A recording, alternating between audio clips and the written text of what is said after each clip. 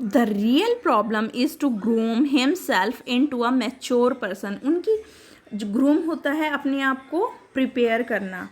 जो हमारा ये यंग जनरेशन है उनकी रियल प्रॉब्लम क्या है, अपने आप को प्रिपेयर करना। किस चीज़ के लिए, किस चीज़ में प्रिपेयर करना, एज अ मैच्योर पर्सन, यानी कि अपनी भी एक सेल्फ आइडेंटिटी होनी चाहिए। हम अपने आप पर इंडिपेंडेंट वे में अपनी लाइफ को सरवाइव कर सकें। Who is acceptable to his family, जो वो एक मैच्योर पर्सन के रूप में अपने आप को प्रिपेयर करना चाहते हैं वो उनकी फैमिली के द्वारा एक्सेप्टेबल होना चाहिए। And then to society, not only family के लिए, to society, even to himself, उनके खुद के लिए भी वो जो पर्सन है मैच्योर पर्सन वो एक्सेप्टेबल होना चाहिए। The young person has to develop individuality in relation with his own family, friend and the society. जो यंग पर्सन है वो अपनी एक अलग व्यक्तिगत जो पर्सनालिटी है उसे डेवलप करना चाहते हैं in relation with his own family, अपने फैमिली के अकॉर्डिंगली एंड सोसाइटी के accordingly.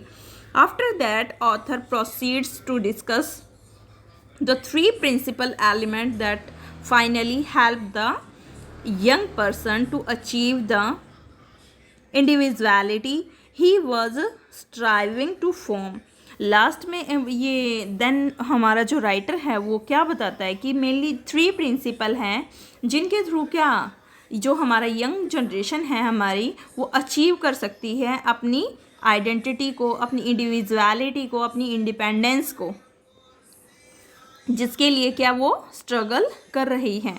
According to the author के according there are 3 principal element which form the final identity of a person. Main 3 principal होते हैं, सिद्धांत हैं जिनके द्वारा एक पर्सन है, यंग पर्सन अपनी आइडेंटिटी को एस्टैब्लिश कर सकता है। The first element is the character. उनमें से पहला एलिमेंट क्या है, कैरेक्टर, जो हमारा चरित्र है। which he develops in his childhood, जो कि वो अपने चाइल्डहुड में क्या करता है, डेवलप करता है।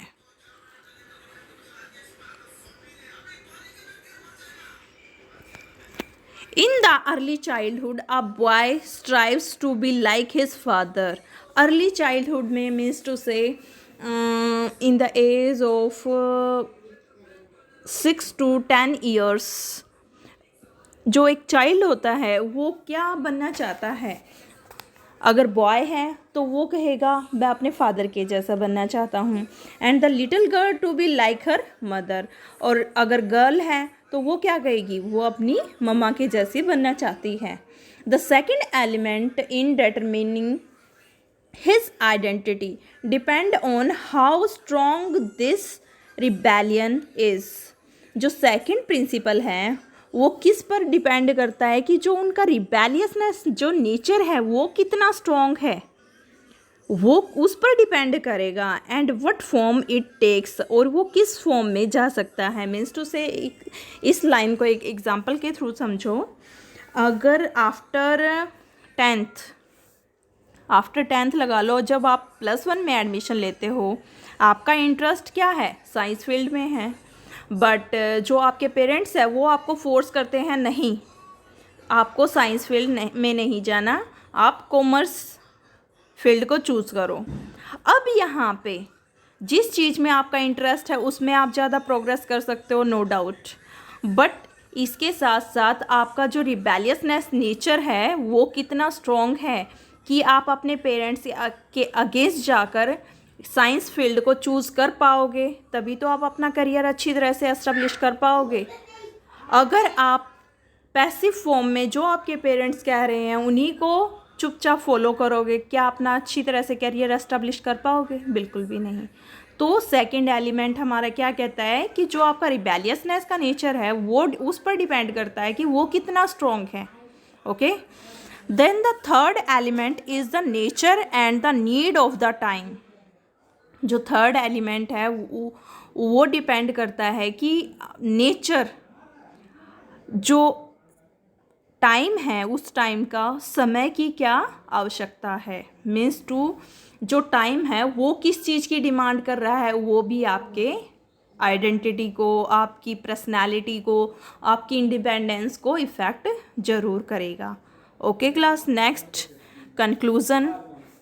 In different historical periods young person develop different personality.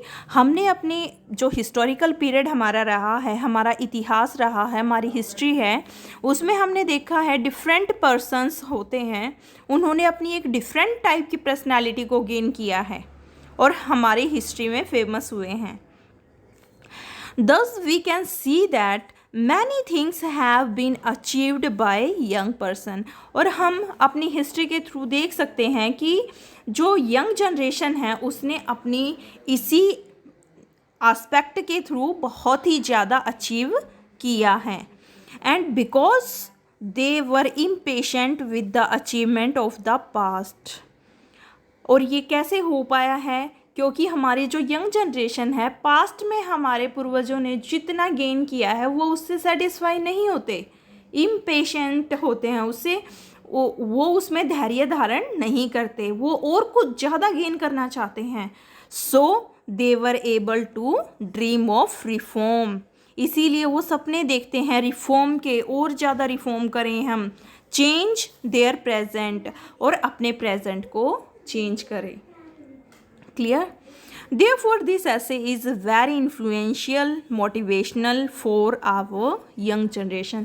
जो ये हमारा प्रेजेंट ऐसे है, ये काफ़ी इन्फ्लुएंशियल है, मोटिवेशनल है, मोटिवेट करता है हमारी यंग जनरेशन को कि आप और आगे बहुत कुछ कर सकते हैं, अपने प्रेजेंट से ही सेटिस्फाई मत रहें, आपको और ज़्यादा अपने फ्यूचर में रिफॉर्म करने हैं, चेंज करने हैं।